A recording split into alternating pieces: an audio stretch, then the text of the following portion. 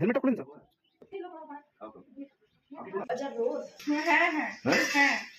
বিড়াল যাচ্ছিল তখন সবটা ফোনা দিল।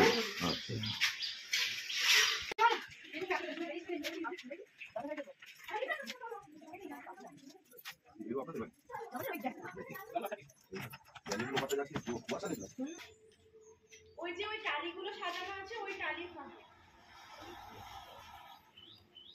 এইখানে তখন আপনাকে ফোন করেছিলাম তখন এই উঠোনে ছিল। ওকে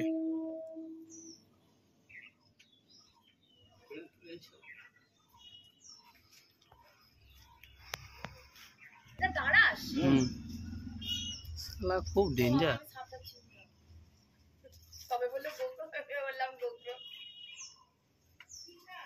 দাঁড়াস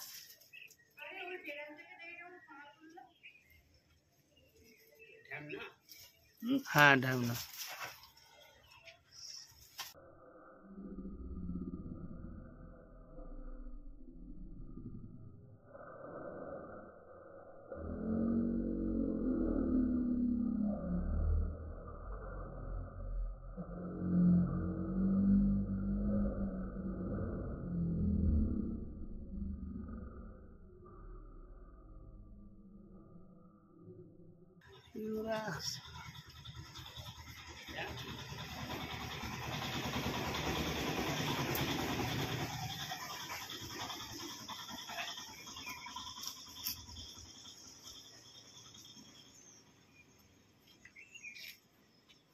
কখন উপরে উঠে গেল?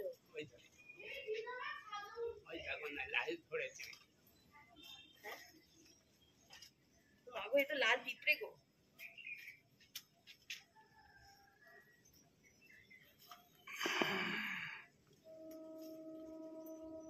সাধনা সাধনা এটা একটা এতদিন ধরে।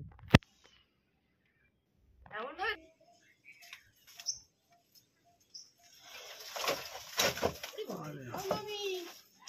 দেখে যান গো।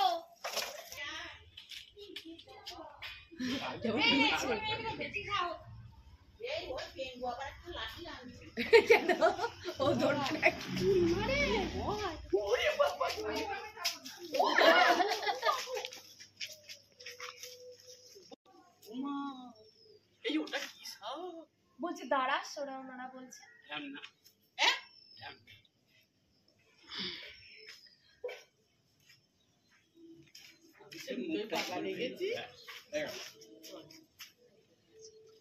কোনো ব্যাপারই না। দেখো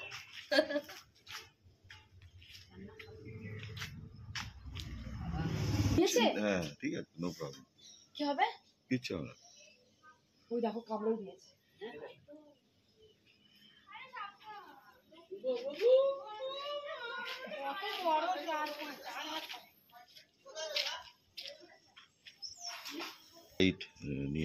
দিয়ে দিতে হবে।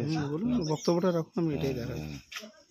এই যে সাপটা হচ্ছে বাংলায় একে দাঁড়াস বলে, ইংরেজিতে র্যাট স্নেক, এবং কমপ্লিটলি নন ভেনোমাস, কোনো রকম বিষ নেই, এবং বায়োডাইভার্সিটিতে অত্যন্ত প্রয়োজনীয় একটা সাপ।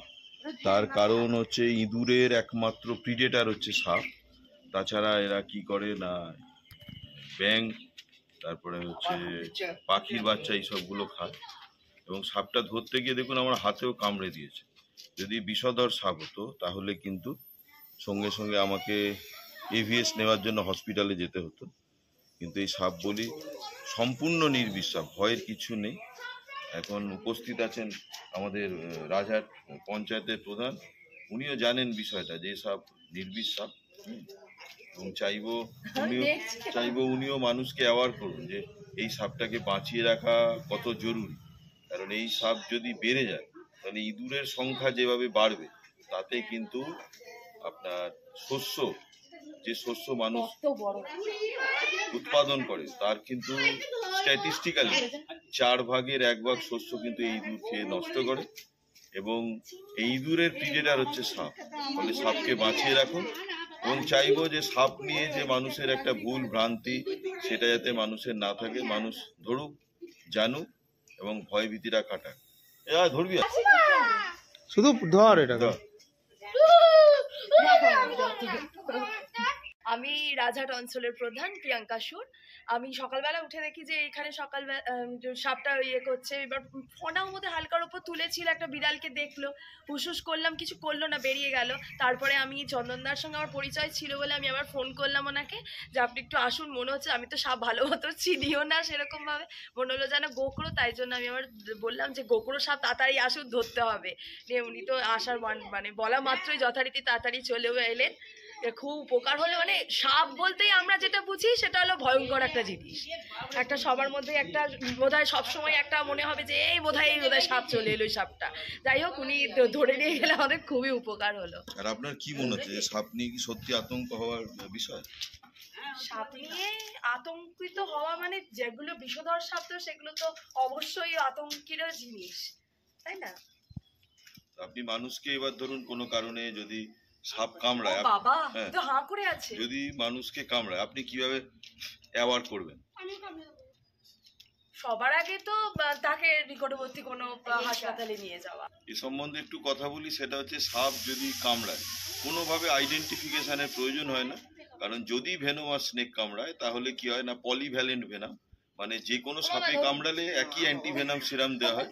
সাপে কামড়ালে কাজ হচ্ছে যত তাড়াতাড়ি সম্ভব হসপিটালে যেতে হবে এবং এবং এবং সময় নষ্ট না করে ওজা ফকির গুণিন এদের কাছে না গিয়ে হসপিটালাইজড হওয়া, এবং কামড়ালে ইমমোবিলাইজেশন, মানে তাকে নড়াচড়া না করিয়ে হসপিটালে খুব তাড়াতাড়ি সম্ভব নিয়ে যেতে হবে এবং যত তাড়াতাড়ি সম্ভব চিকিৎসা হবে তত তাড়াতাড়ি সুস্থ হয়ে মানুষ বাড়ি ফেরে। ফলে সাপ ভয়ের কিছু নেই এবং একে সংরক্ষণের অত্যন্ত প্রয়োজন। কোনো ব্যাপার নেই। তারপরে দেই কামায়। দেখুন, উনি সাপটা ওনার গলায় দেওয়ার উদ্দেশ্য অন্য কিছু না, মানে একটা মানুষের মধ্যে ভয় ভীতি, সাপ মানে আতঙ্ক, এরকম ব্যাপার না, এবং মানুষও সাপ ধরতে পারে, এর মধ্যে বিরাট কিছু নেই কৃতিত্ব। আর মানুষকে বলবো উনি জনপ্রতিনিধি, মানুষকে অ্যাওয়ার করুক, সাপ বাঁচিয়ে রাখা অত্যন্ত জরুরি। NGO nest for nature and social development বলে একটা এনজিও আছে, তাতে আমরা বিভিন্ন বন্য প্রাণী এবং পরিবেশ নিয়ে কাজ করি এবং আমরা 24 ঘন্টা কাজ করে থাকি। যদি কখনো প্রয়োজন হয় আমাদের সঙ্গে যোগাযোগ করুন। আমার নাম্বার বলে দিই, 9477031163।